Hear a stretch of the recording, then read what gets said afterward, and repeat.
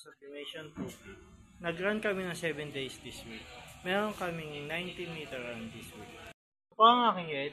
Ito po ang aking cupping. Head clean.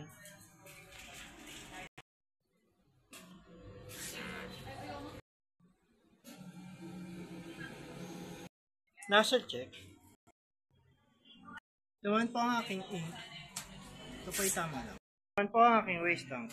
Tinatapon po ito tuwing Monday. Ito po ang aking APR. Ito po ang aking ICC settings. Ito po ang aking consumable record. Ito naman po ang aking daily output record. Ito po ang stock ng aking ink. Ito po ay tama lang. Ito naman po ang aking subli paper.